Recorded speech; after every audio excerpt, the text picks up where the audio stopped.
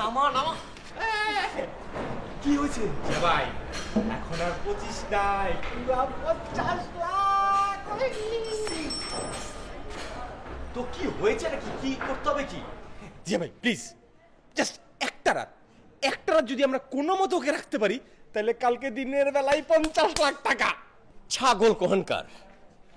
আরে শোন, ফারজানার বাবা যদি একবার টের পায় তাহলে লাথি দিয়ে ঘর থেকে বের করে দেবে, পুলিশও দিতে পারে কিডন্যাপিং এর জন্য। আর তুই ফারজানা কিছুক্ষণ পর পরে শুধু আমাদের ঘরের দিকে যাচ্ছে।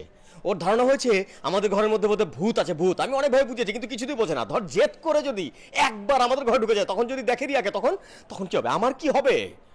তাহলে এই রাতের বেলা আমরা মিলনের বড় নিয়ে কই যাব? কিছু একটা ভাবছো না। তাইলে দেখ রুমের, যেই চাকরিটা পাওয়ার কথা ছিল সেটা কিন্তু আমি পাইনি। এখন যদি ঘর থেকে বের করে দেয় তাহলে রাস্তায় থাকা ছাড়া আর কোনো উপায় নেই, সেটা বুঝতে পেরেছিস? কি আশ্চর্য, সেটা কি আমি বুঝি না? আমি জাস্ট জানতে চাচ্ছি, ঠিক আছে বাসায় না রাখলে তাকে নিয়ে যে আমরা যাবো, কিন্তু যাবোটা কোথায়? জানি না, আগে বের হইতো। পাগলের মতো কি বলতেছো এগুলা? তোমার মাথাটা ঠিক আছে? একটা মেয়েরে কি সারা রাত কান্দে করে নিয়ে রাস্তায় রাস্তায় ঘুরবো নাকি? এটা কি সম্ভব? সম্ভব না হলেও করতে হবে, কারণ তোর লোভের জন্য তো আমি বাড়ি ছাড়তে পারি না। বাড়িটা ভাড়া নিয়ে এসে আমি, তুই আমার সঙ্গে থাকতে এসেছিস, কখনো 1 টাকা দিয়ে সাহায্য পেয়েছিলি? করিসনি। এখন তোর বুদ্ধি শুনে তো আমি বাড়ি ছাড়া হতে পারি না। আমার জন্য রাস্তা নাম্বার মানে? হ্যাঁ, আমি কি একা লোভ করছি নাকি? 2 লাখ টাকা দরকার ছিল কার? তোমার। সাহায্য চাইতে আসছিল কে? তুমি। তুই তো আমাকে হেল্প করতে পারিসনি, তোর প্রজেক্টও সাকসেস হয়নি। আমি ঘুষের টাকা জোগাড় করতে পারিনি, আমার চাকরিও হয়নি। তোকে আমি কতবার করে বললাম যে মিলনের বউকে মিলনের কাছে ফিরিয়ে দে, না তুই 50 লক্ষ টাকার লোভে পড়ে নিজেও ফেসেছিস, আমাকেও ফাঁসিয়েছিস। কি আশ্চর্য, টাকা তো আর আমি একা পাবো না, তুমিও পাবা। তুমি ফারজানাকে বিয়ে করতে পারবা, ব্যবসা করতে পারবা, লাভবান তো আর আমি একা হবো না, তুমিও হবা। আমি আর লাভবান হওয়ার স্বপ্ন দেখি না। মানে তখনই ভুল হয়েছিল তোর বুদ্ধি শুনে মাঠে নেমে। শোন, এখন থেকে আমি যা ডিসিশন নেব সেটা তুই মেনে নিবি, আমি যা করতে বলবো সেটা তুই করবি। যদি পারিস তো মানবি, আর না হলে ঘর থেকে বেরিয়ে যাবি, বাস।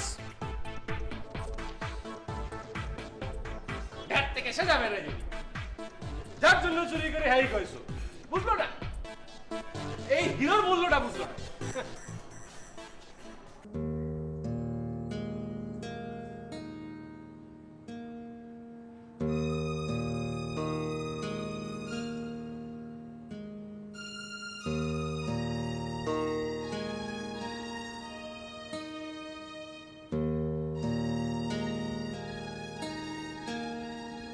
আমি সরি বাবা,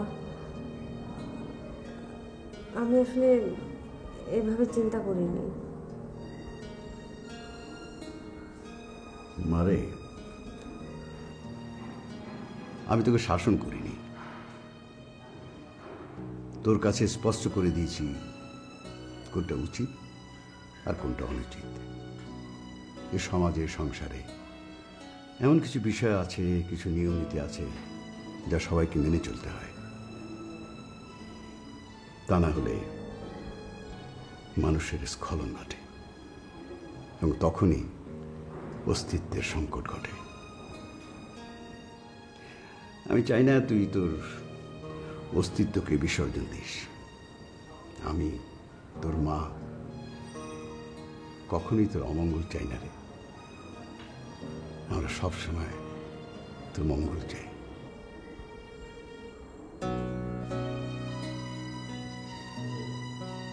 বাবা,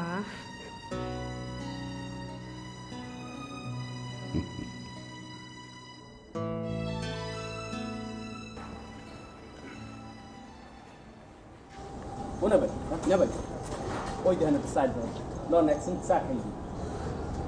খালি খিদে লাগেই খায়। আর এই রাক্ষসটা, তুই হাত দিয়ে রাক্ষসটা না।